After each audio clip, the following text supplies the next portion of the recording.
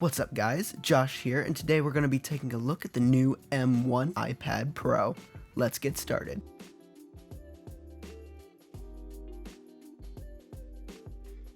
To start things off, the iPad Pro 2021 utilizes the new M1 iPad chip, which can be found in all of the latest gen MacBook products. Because of this year's iPad is an absolute beast of a tablet. If we check benchmarks with Geekbench, the iPad Pro's multi-core performance score is almost 7,280. For comparison, last year's iPad Pro, which had the A12X Bionic chip, only gets a multi-core score of about 4,689. That is over a 50% performance increase over last year's model. Now, if we really look at this, 50% from one year to the next year is a huge performance leap. I mean, we never see this in the market where it just bounces so far that fast. But what this basically means is that you are getting a laptop processor in the body of a tablet. That's insane. With the M1 iPads, you're getting an 8-core CPU, 8-core GPU, and with the base models, you're getting 8GB of RAM. If you do decide that you want to get a 1TB or 2TB storage option for your iPad, that automatically comes with 16GB of RAM, which is insane. Like, most laptops that you buy will have that amount of RAM in them, so having that much in a tablet just absolutely blows my mind. This thing is a ridiculous amount of power, and it literally runs circles around iPad OS. With all this power being super cool and everything, one thing that you do have to remember is that you're only running iPad OS. And obviously last year's iPad didn't have the M1 chip in it, so all of these apps are designed for a tablet that is about 50% weaker than this current tablet. What this means is that for a long time, this iPad's power is going to be enough to run just about any app that you put on this thing. So far, every single app I've tried on the iPad is blazing fast. The 8 GPU cores in the M1 iPad Pro help games and heavy applications to run super duper fast, but still look very, very gorgeous in visuals. And with the 8GB of RAM, I've been able to pick up where I left off in any application that I have loaded already, without having to wait for it to load again. That basically means I'll be able to get right back to doing what I was doing without having to sit there and wait for everything to boot. The 2021 iPad Pro's look is virtually identical to last year's model, and really the year before. The 11-inch iPad Pro is 9.74 inches by 7.02 inches and has a thickness of 0.23 inches. Then the iPad 12.9-inch has 11.04 inches by 8.46 inches and is 0.25 inches thick. So the 12.9-inch iPad will be just a little bit thicker, so much so that they're suggesting you buy their new Magic keyboards for a better fit, but it does have more room for screen real estate. The device feels really good to hold and has a very nice texture. It is also super light at a whopping 1.03 pounds, or for the 12.9-inch iPad, it would be 1.5 pounds. One of my favorite things about this generation's iPad is definitely the display. The display is really the only main thing that brings the 11-inch iPad Pro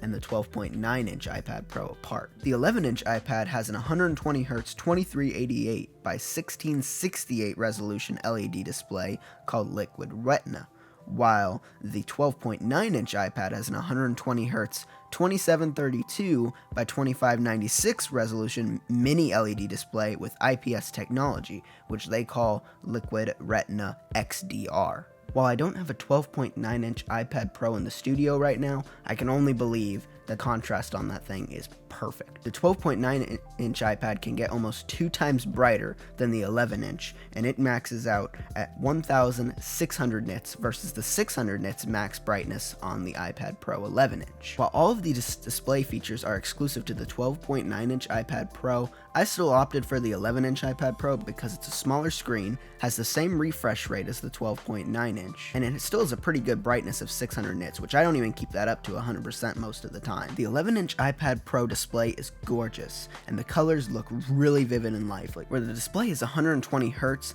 this means that it's super duper smooth. And with iPad OS's smooth animations, just using the iPad is a delight because everything's so smooth. Unless you're an artist or want a device to watch movies at a near perfect contrast, I think it's smart to save $200 and get the 11-inch iPad Pro.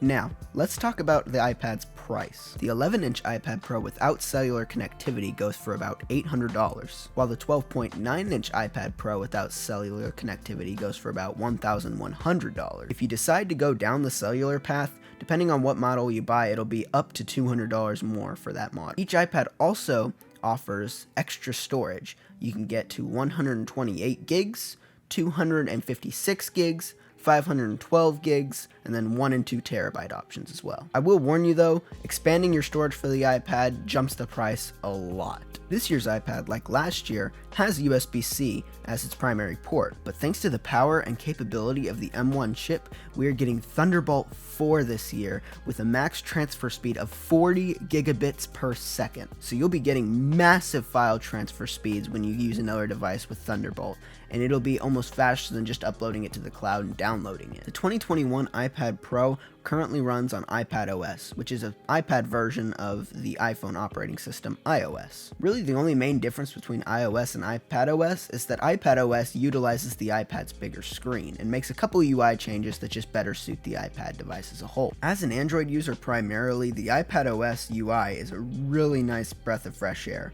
With its smooth animations, incredible multitasking, and its well-executed integration, everything about iPadOS just feels good and works together with this device. If I were to make one small nitpick, it would be that a lot of small things you'd expect to have the ability to do on iPad, you can't just do. Things as simple as importing a font or exporting files are made somewhat difficult, while they should be as easy as one tap. Another minor annoyance is that the Files app doesn't have direct access to the Photos app. This can make importing files into apps hard to keep up with sometimes. While this is technically a mobile operating system, it is easy to look around all of this. With all the power that this iPad holds, I originally thought that the battery in it wouldn't be that good, but after testing for a while, the battery is actually pretty good. For my use, I lasted between 8 and 10 hours just using basic apps like Safari and Microsoft Word. And I was able to leave my tablet for multiple days and come back with only about 2% lost. The charging is also relatively fast with a 20-watt power adapter included in the box and a max charging speed of up to 35 watts. From 10% battery life, I was able to charge to 100% in about an hour and 45 minutes. So overall, I would say the battery in this device is pretty good for what's inside. With a device like the iPad, you'd probably be watching movies and TV on it. And everyone knows that even if the video quality is good, if the sound quality is poor, the viewing experience as a whole is also poor. Luckily, there are a total of 4 speakers on this tablet, all with full, bassy, high-quality sound. While watching movies and videos on this tablet, you can almost hear every detail. If you own last year's iPad, the difference between the speakers are almost unnoticeable, so there's no need to upgrade just because of the video quality and the speakers alone. Another new feature with the M1 iPad is the ultra-wide front-facing camera. This camera with an 122-degree FOV is perfect for video chats and FaceTime calls because of one new feature called Center Stage. This feature uses the wider field of view to follow around subjects to keep everything centered, and it also supports multiple subjects. While this feature is super simple, I think it makes perfect sense to put it on a device like an iPad. Now, we've seen that the iPad has a computer-level processor in it. Heck, it even has a keyboard with a trackpad on it, so it must be a computer, right? Well, kinda. The only thing that keeps the M1 iPad from being a full-on PC replacement is the operating system it runs on, iPadOS. While we have seen many improvements in iPadOS over the last few updates, it's going to take some time for Apple to iron out iPadOS to make it a full-on PC replacement. While some features work better on iPadOS than they do on Mac and Windows, it still needs some time to develop into a full-on PC killer. While I have enjoyed doing things from watching movies and TV to writing this script on my iPad, there are still some things like graphic design and gaming that I'd still prefer to do on my PC or laptop. Now, for the most important question. Is this iPad for you? If you plan on totally removing your PC or laptop from your life, I very much advise you not to do that yet. The iPad still needs time to develop into a full-on PC replacement. If you plan on doing simple stuff such as typing documents, you might be better off with the 2020 iPad Air. The 2020 iPad Air has a A14 chip, a 16Hz refresh rate, and a 10.9-inch screen. It also has support for Apple Pencil and Magic Keyboard, and the device starts at $499. That is a whole lot cheaper than the starting price point of about $800 for this year's iPad Pro. If you plan on doing more extreme work on the go, such as video editing, photo manipulation, or gaming, I definitely recommend you buy the iPad Pro, as it's very future-proof and has a whole lot of horsepower that will last you for the next few years. Now, what do I think about the 2021 iPad Pro? I will say, with the smooth animations, the snappy iPad OS interface, high-quality speakers, and a beautiful display, I am more than happy with my purchase of the M1 iPad Pro and will probably be using it actively for years to come. I have always been in the Android tablet space, but moving into the iPad space for a while has definitely been a breath of fresh air, and it's definitely the best experience I've had with a tablet up to date. So I definitely suggest you buy the M1 iPad Pro, and it is definitely worth the money that I had spent to purchase it. I do hope that you enjoyed the video. If you did, please make sure to leave a like and subscribe to the channel. It definitely helps out a lot, and you won't miss my upcoming videos. Until then, I hope you all have a great rest of your day, and I will see you all in the next one. Peace.